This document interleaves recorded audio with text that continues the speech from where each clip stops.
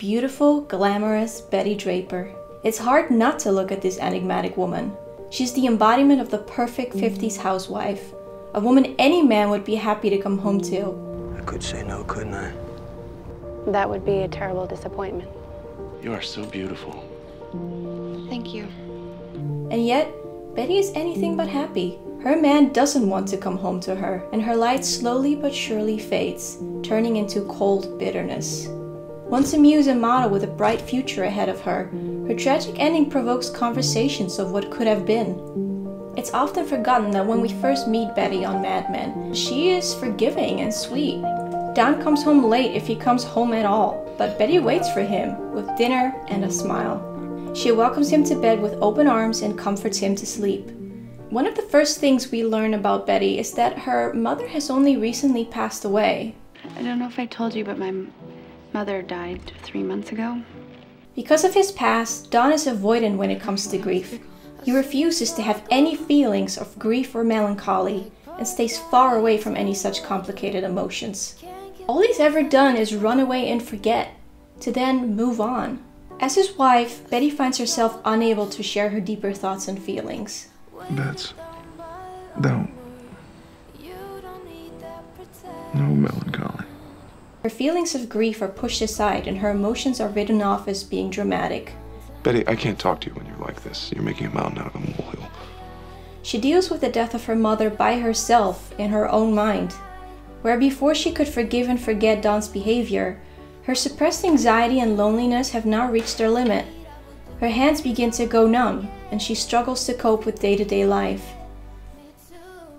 When taking a deeper look, it's no wonder that the death of her mother is what pushes her over the edge. Everything that makes Betty, Betty, is what her mother raised her to be. All of her life she held on to her mother and her toxic guidance, and now she's gone. Betty's mother was a woman she absolutely idolized. A woman who raised her to believe that her only purpose in life is to be beautiful. My mother always said, "You're painting a masterpiece. Make sure to hide the brushstrokes." She was really beautiful. She's what we today would call an almond mom. A mother who has an obsession with healthy food, her body image, and most specifically, that of her daughters. Mad Men tells us that Betty wasn't always the picture of perfection that we see on screen today. As a child, she was on the heavier side, and she enjoyed food. Well, I was pudgy as a girl, if you can believe it.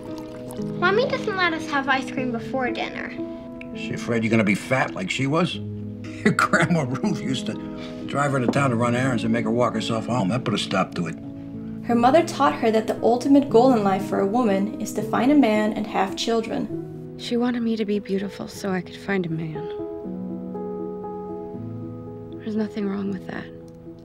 And it has shaped her into this very insecure woman who doesn't feel she's of any worth to anyone if not for her beauty. I'm pretty sure Dr. Wayne tried to look down my neckline the other day. He sits behind me. And as far as I'm concerned, as long as men look at me that way, I'm earning my keep. Her insecurity is so apparent that Don's secretary, Peggy, who's younger than she is, catches onto it and uses it to turn an uncomfortable conversation into one that puts a smile on her face. You probably know more about him than I do.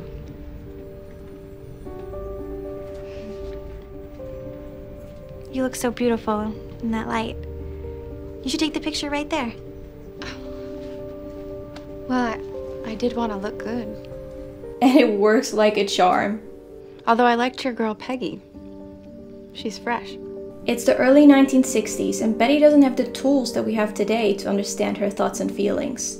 Betty doesn't want to acknowledge it, but it's her mother, the woman she loved so much, that has kept her from living up to her potential, leaving her stuck in an emotionally abusive and controlling marriage, when she could have been thriving as an independent model. There's only a few times in Mad Men when Betty's demeanor lights up, and we see the lively woman that attracted Don to her in the first place. When Betty proudly shows off the outfit she wore during her time as a model. Mamma mia. And put my hair up like this. When she gets a chance to model again after being given the idea and opportunity by an agency only interested in signing her husband, and during her and Don's trip to Rome. where just for a little while she's able to drop her life and insecurities as a housewife and feels free to be bold and confident. It makes you wonder whether a cosmopolitan, financially independent life would have been the perfect match for her instead of a man. Betty was pushed into a life that gives her no satisfaction and leaves her bored, making it all the more tragic when she's used in a sinister game to win her husband over, and after being given a peek into the life she really wanted, is rejected without ever truly knowing why. It makes this scene the catalyst of what's to come, when metaphorically, Betty shoots down her childhood hopes and dreams and turns into an icy woman, bitter about the life that she was given. Now, of course, it's not impossible for Betty to escape her situation.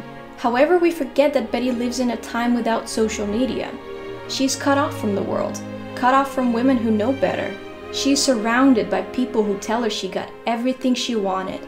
And when she tries to understand why she's feeling unhappy, she finds out that all of the deep thoughts and secrets she entrusted with her therapist were shared to her husband behind her back. She feels completely alone in the world, having no one to turn to but a child. I can't talk to anyone. It's so horrible.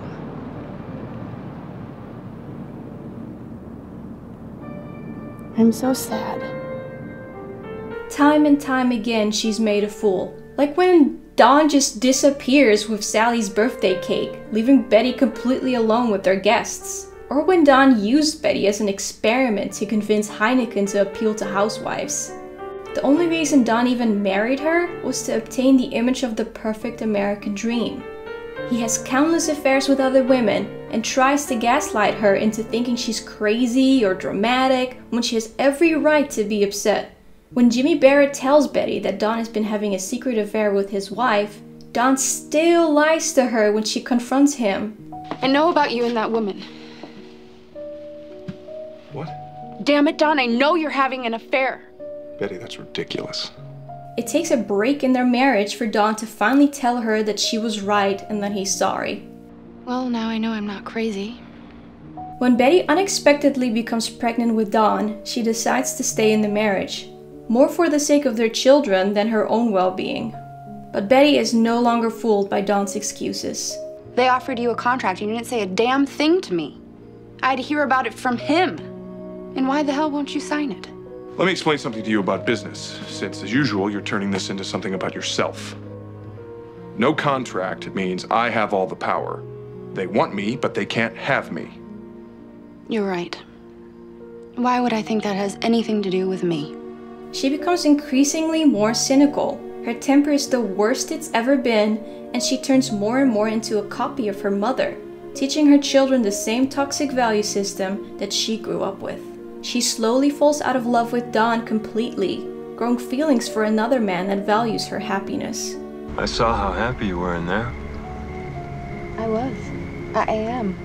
And I thought, dear God, did I have anything to do with that? Because that would make me happy. It all comes to a boiling point when Betty finds Don's secret box of photos.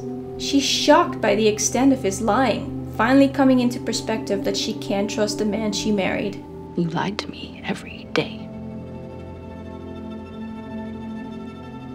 I can't trust you. I don't know who you are.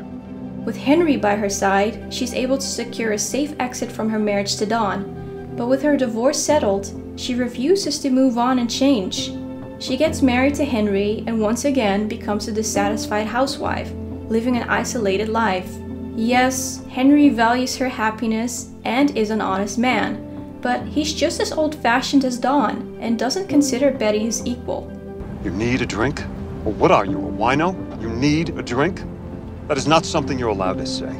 Oh, now you decide what I can and can't say? I was in a marriage like that before. During her marriage with Henry, her continued unhappiness grows into an unhealthy eating habit that she has been suppressing since her childhood. Betty is tucked away in a mansion, out of sight, with little to do. She turns to food as a source of happiness and gains a considerate amount of weight. A vicious cycle ensues as she battles with her sense of self-worth. Even though her husband is supportive, Betty refuses to be seen by him. After a long struggle, she's eventually confronted with Henry's change in career, forcing her back into the spotlight by his side. I can't wait for people to meet you. You know? Really meet you.